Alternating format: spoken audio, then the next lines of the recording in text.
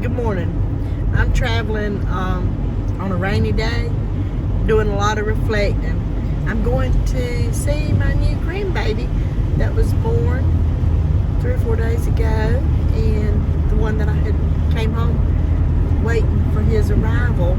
So I'm on my way. It's about a 3-hour trip, and I've been doing a lot of reflecting this morning. Of course, this week I've been on a journey of moving out of my house that I've lived in for 25 years that we built, and moving into a tiny house.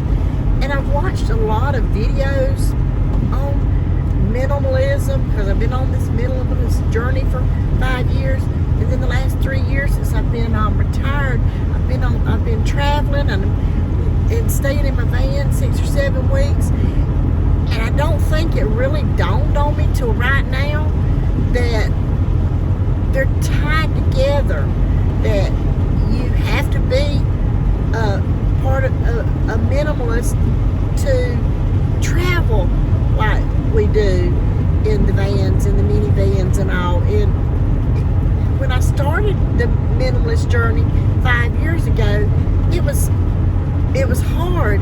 I knew that I had decided that I didn't want all that stuff, but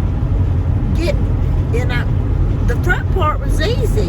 The going through the kitchen cabinets, because you don't have a personal tie to your dishes, most of them. You know, there were some dishes that I knew that I would always keep, like my cast iron frying pan, but most of it I could just get rid of the dishes. But my closet, my bedroom, my shoes, I finally got rid of all my purses. Well, I've got 2 that I probably won't ever use, and I'll probably wind up getting rid of them. But shoes, I just got rid of the rest of my shoes except for the ones that I wear. I kept maybe 5 or 6 pair. I had bunches of shoes. When I started 5 years ago, I had bunches of shoes and purses. But clothes are hard to get rid of. You've invested in those, and I realize now what they mean. All the videos that I have watched on minimalism, that, you know, you've put money in those clothes, and you know that you've always got to have clothes, and you're like, I might wear this one day. You're not going to if you're not doing it. No, I mean, you know, and if you do, go and buy whatever you want to wear. And then, so after traveling 6 or 7 weeks in here, I realized I have all the clothes that I needed here. In fact, I would come and borrow clothes from the van. So this time, cleaning my house out, getting rid of everything, has been really easy. I have not had that clinging, even things that had memories to them. I had watched videos about how the things, you know, pass away, to keep the memories. If you want, you know, take a picture if you want, you know, to remember the thing. But the things aren't our memories. And so it's just been really easy. So I'm about through with my house. I did a short video showing my almost empty house. I'm coming up here to see the baby, gonna spend the night tonight, and go back tomorrow and try to finish moving out of my house. I'm probably 85 to 90% finished moving. I got the toy room left to do, but I'm getting rid of a lot of that. And I did a short clip of my tiny house. I'm gonna do a video of my tiny house, but I'm just excited. And I had done a video a few days ago when I started this journey of moving out of my house, selling my house, about all my feelings, that I was nervous and scared and sad and all this. And now I'm just excited. I'm excited to start this new adventure, not having all that stuff to come home to. Everything I have will be in the tiny house and in here, except for some outdoor stuff and all that I'm gonna have to store, like chairs and table and things that I use out in the yard.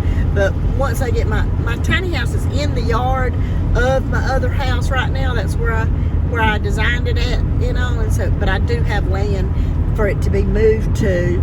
But I think I'm gonna wait to move it because we hadn't decided what kind of power we're gonna have back there. It may be off grid, and I think that'll be okay with me because it'll just be my base home.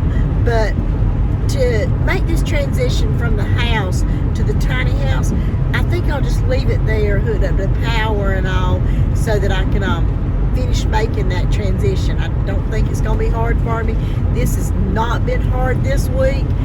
I have let go of stuff. I have given everything away, and I'm down to having probably 10% of what I did have, and it's wonderful. It's freeing. When you're you have different seasons of your life.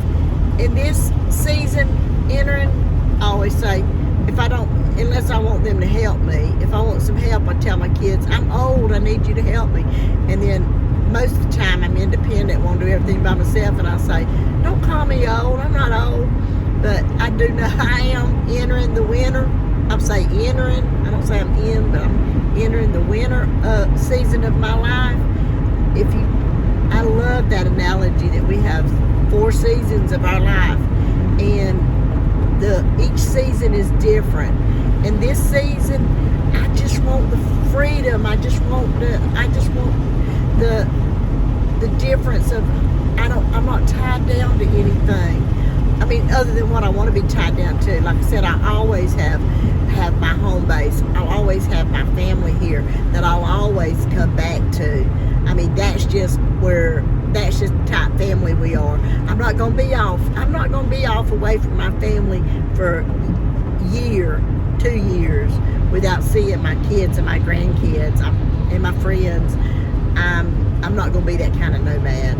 I'll be so if you want to call that a part-time nomad, that I come back home and I have a home base to come home to see everybody. That's just what I'll be, because I'm not going to not come back to my family. But I'm really enjoying this, and like I said, you can watch a lot of videos, but until you do it, you can't really understand how getting rid of everything, how being a minimalist, how freeing it is, how I know that they say that less is more, and that's true. When you just get down to the things that you need, and you're not burdened with all those other things, it is freeing. So I'm excited for this next chapter of my life. You always got to look forward. That's what I tell everybody about. I always try to learn new things, and try to always be open to new things and all. I don't want to become stale. That's why when I retired, I told them, I said, don't give me rocking chairs. I'm not going to sit in rocking chairs. So the system gave me one. I couldn't control what they gave me. But my school, I picked out my zero bag and my travel bag that my school gave me, and I have thoroughly enjoyed them. I told them, I said, I'm not going to sit in a rocking chair until I have to.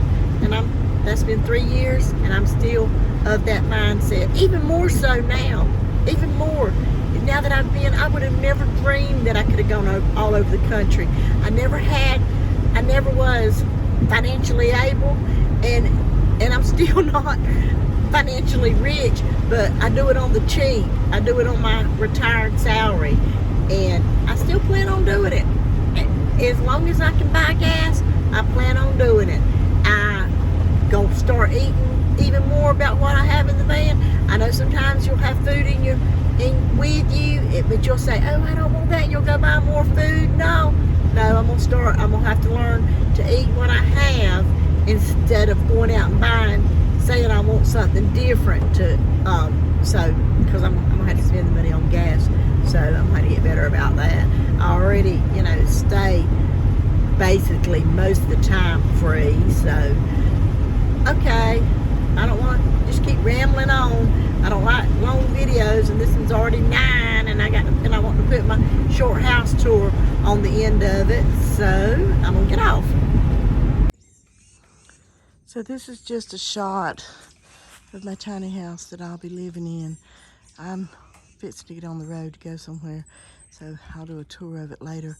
But this is my tiny house. So I'm about through moving out. My granddaughter's got to get that bed. This floor's got to be refinished.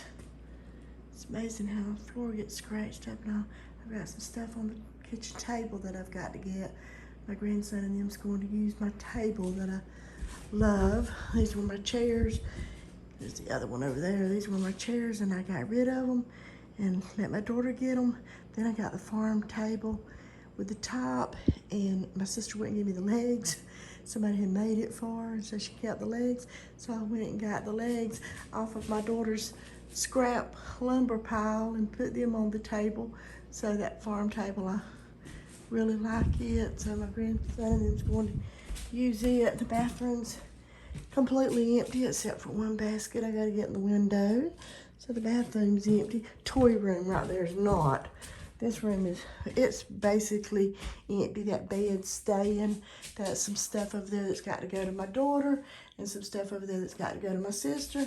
And one of my granddaughters that stayed in this room has some clothes here, so I got to get them to her. This bedroom's empty except for that old bedstead thing. That one of my sister-in-laws that I lost years and years ago, she had that. She had made that, and so I always kept it. So now I guess I'm gonna pass it on to somebody or get rid of it. You can't keep everything that's got memories. You just have to remember. You just have to remember the person. You can't keep the things. Things pass away. So I've always kept that because it was hers. There wasn't much to it, but I liked it because it was hers. So this room is basically finished. My little dressing room here is basically finished, except that I've got to do something with that my sewing machine that I just won in an auction. Now I don't have any place for the big thing. And 2 Christmas trees, I can stick them up in the attic. Everybody thinks I ought to put up a Christmas tree, so my granddaughter-in-law donated me them 2 little trees, and I put them up this year, but I doubt I'll put one up next year. And there's a suitcase of mine. So everything's basically out of the house. I think it's dark. I'm gonna tell them today that the bedroom's empty. They're gonna be redoing the walls. I had redone all these walls. These walls won't never go nowhere, but they're going to paint them because I always wanted them natural. Of course, now that I've taken everything off the wall, you got those faded spots, but I liked them natural. And I had this, everything in my house was popcorn, and I redid this ceilings, these wood ceilings. Well, the 2 bedrooms, the toy room, it's got to be redone, and my bedroom, that bedroom's been redone. I redid those walls because I had all that old paneling in all of them. I did these walls with the beadboard, and that ceiling's got that ceiling had to be redone because I fell through the attic. There was a big hole right there. My granddaughter had cleaned the attic for me one day, and there was a spot that didn't have flooring, and she had put something there or something. And I stepped off on it. Fell down there, hit that floor. Yes, I have an arthritic finger from it. That happened pretty good many years ago. But this room's still got that old ugly, nasty, dusty popcorn. So they're gonna redo these walls. They're gonna do something else instead of this paneling and all. When we did this house, we didn't want to have to paint anything.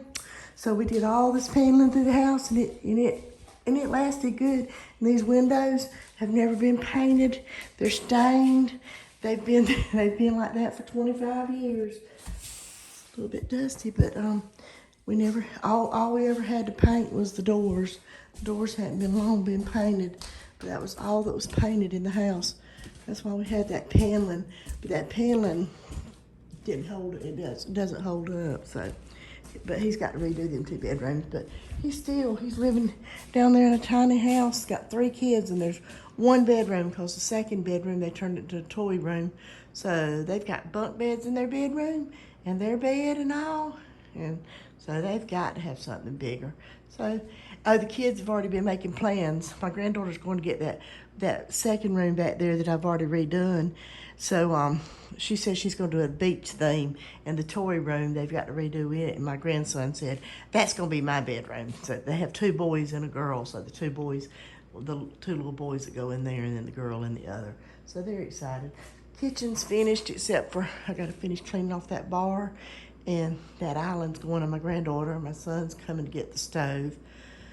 Other than that, I had to go out to my tiny house. I slept in here last night. I threw that mattress down when I was watching TV because I stayed at my daughter's late and came home, so I didn't go out to the tiny house. But I got to get used to that. I mean, that's going to be where I'm living.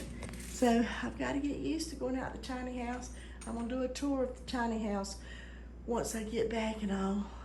So Anyway, I'm gonna finish this up probably tomorrow. I'll be finished, hopefully.